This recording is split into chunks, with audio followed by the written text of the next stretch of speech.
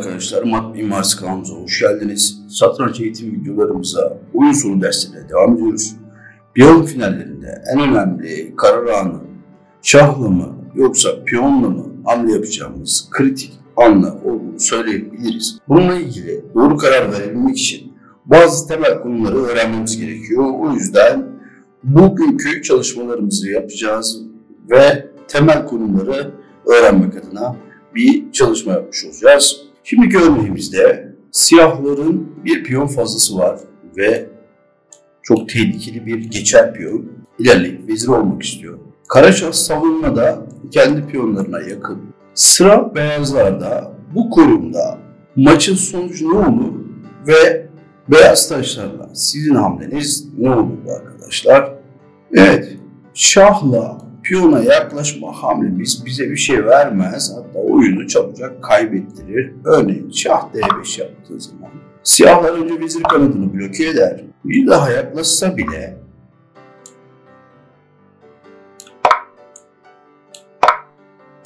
Karaşah piyonları toplayıp iki piyon fazla bir şekilde kolaylıkla kazanır. Bu yüzden şahla piyona doğru hamle yapmak beyazlara oyunu kaybettiriyor. Burada G6 hamlesini yapanları tebrik ediyorum. Yine siyahlar piyon sürse bile beyazlar terfi etti ve sonrasında oyunu kazandı. Peki G6 sürüşü A piyonuyla hamle yapmayın. G6 piyonunu alsa yine geçer piyon elde ettik. Şahla yaklaşmak bir şey vermez çünkü piyon terfi etti. Bir diğer seçenek G6 sürüşünden sonra H6'yı alsa bile G alır H7 yaptık. Şah yaklaşsa bile piyon terfi etti ve buradaki vezir iki geçer piyonu da durdurur ve oyunu kazanır. Sonuç olarak şunu söyleyebiliriz. Bir piyon geride olsak bile, rakibin uzak geçer piyonu olsa bile geçer piyon oluşturabilmek bize maçı kazandırabilir. Buradaki G6 hamlesinde olduğu gibi neyle alırsa alsın geçer piyon oluşturuyoruz. Şimdi bu örneğimizi inceleyelim. Burada piyonlar eşit. Yalnız rakip şah daha aktif durumda. Burada sıra siyahlarda olsaydı siyahlar piyonları hızlıca toplayıp piyon fazlasıyla oyunu kazanabilirdi. Çünkü şahı çok aktif durumda. Eğer burada beyaz şahla savunmaya yönelik hamle yaparsak oyunu çok kötü bir şekilde kaybedebiliriz. Burada sıra beyazlardayken oyunun sonucu ne olur ve beyaz taşlarla sizin hamleniz ne olur arkadaşlar?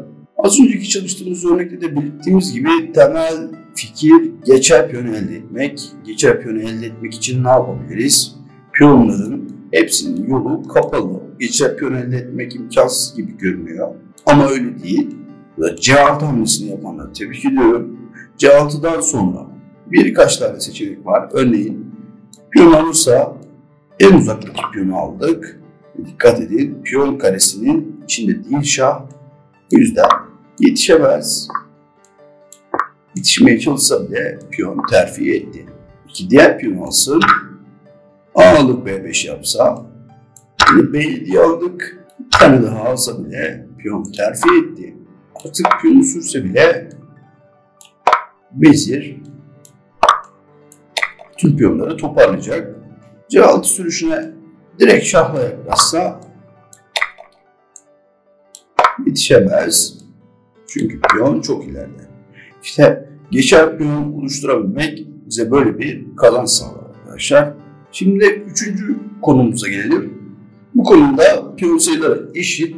İki şah da rakip piyona saldırıp kazanmak istiyor. Hamle sırasının kimde olduğu oldukça önemli. Burada sıra beyazlarda. F5 piyonu boşta. Beyaz taşlarla sıra sizdeyken hamleniz ne olurdu? Oyun sonuyla ilgili çok önemli prensiplerden bir tanesi de acele etmeme prensibiydi. Dikkat edersek burada F5 piyonu hiçbir yere kaçmıyor. Bunu hemen alırsak rakip şah da G piyonunu aldı ve oyun beraber oldu. Burada şah F4 hamlesi yapanları tebrik ediyorum. Şah F4 hamlesinden sonra hem F5'e saldırdık, hem şahın F5'i korumasını engelliyoruz, hem de şah G3 piyonuna saldıramıyor. Rakip şah H5 yapmak zorunda. Şimdi F5'i alıyoruz ve artık bir piyon öndeyiz. Bu da siyahların doğru savunması şahı H6'ya gitmek. Eğer H4'e giderse bakalım ne oluyor? G4 sürüşüyle piyonlar 2 adım hamle yapabiliyordu. 2 adım hamle yapıp şahın savunmaya gitmesini engelliyor ve sonrasında piyon rahatça terfi ediyor. Şah H4'ün kötü savunma hamlesi olduğunu görmüş olduk. Peki şah H6 yaparsa, beyaz şahın amacı piyonun terfi edeceği G8 karesine ya da H8 karesine kendisini atıp orada pat tuzakları kurmak. Burada kazanmak o kadar kolay değil. Dikkatli olmamız gerekiyor. Çünkü pat tuzakları olabilir. Bu yüzden devamını dikkatlice izlemenizi tavsiye ediyorum arkadaşlar. Şah H6'dan sonra G4 ve o pozisyonu alıyoruz. O pozisyonu niçin alıyorduk? Şahı, kendi şahımızı daha da ileriye atabilmek için, böylece kendi şahımızı daha da ileriye attık ve şah H6'ya yaklaşsa bile piyon tempoyla ilerliyor ve arkadaşlar buradan sonra çok dikkatli olmamız gerek. Şah H7'ye geldi ve pat tuzakları olabilir, hesaplayarak ilerlememiz gerekiyor. Şah F7'den sonra Şah H8, Şah G6, Şah G8'e bakın 6. sıradayken o pozisyonu aldı ama 6. sırada o pozisyonu almak bir şey ifade etmez. Şah F6'dan sonra şimdi 3 tane seçeneğimiz var. F8'e giderse, H8'e giderse ve H7'ye giderse. F8'e geldiği zaman yine o pozisyonu aldı ama 6. sırada o pozisyon siyahlara bir şey vermiyordu. Çünkü piyon terfi etmek için rahatlıkla ilerleyebilir. Sonrasında terfi karesini tuttuğu için beyaz vezir oldu. Şahı kısıtlayıp sonrasında mat edebilir. Peki F8'e değil H8'e giderse burada piyon hamlesini yaparken dikkatli olmamız gerekiyor ve özellikle piyonun G6 sürüşünü ve G7 sürüşünü tempoyla yapabilmek önemli fikirlerden bir tanesi. O yüzden Şah H8'e giderse Şah F7 yapıyoruz. Amacımız G6 sürüşünü tempoyla yapmak, hatta G7 sürüşünü de tempoyla yapmak ki böylece pat tuzaklarına fırsat vermemek. Tabii ki şah kısıtlayıp sonrasında mat ediyoruz. Son olarak H7'ye gelirse, bakın burada acelece piyon sürmek oyunu pata sebep olabiliyor. Şah 8'den sonra. Eğer burada G6 sürersek oyun pat. Çünkü şah hiçbir yere hareket edemiyor. Şah tehdidi de yok. Oyun pat olur. Özellikle rakip şah köşedeyken pat tuzaklarına dikkat etmemiz gerekiyor. Bu yüzden burada piyonu sürmeyeceğiz. Aynı konumda hamle sırasını değiştirmeye çalışacağız ve hesaplama yapacağız. Bakın burada Şah G6, evet 6. sırada o pozisyonu aldı ama bir şey ifade etmez çünkü piyon ilerledi ve arkadaşlar yine piyonu terfi ediyoruz. Şah oynasa bile piyon terfi etti. Sonrasında vezirle mat etmek için son sıra mat fikirlerini kullanacağız. Bir diğer önemli örneğimiz de buradaki pozisyon. Bakın beyaz şah oldukça aktif. Beyaz piyon aşağı doğru geliyor. Bunu belirtmemde fayda var.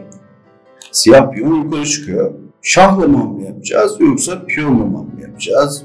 Maçın kritik anlarından bir tanesi. Burada hamle sırası siyahlardayken sizin hamleniz ne olurdu? Arkadaşlar burada eğer şah D7 yaparsak C5, C6'ya şah B6, bakın artık şah piyonu koruyamıyor. Ve sonrasında beyazlar piyonu alır ve kazanç şansı alır. Önceki derslerimizde piyon final ve opozisyon konularını konuşmuştuk ve ilerleyen derslerimizin temelini oluşturduğundan bahsetmiştik. Burada beyaz şahın aktif olması çok önemli. Aktif şah fazla piyonu olan taraf için kazanç, az piyonu olan taraf için beraberlik şansı demek.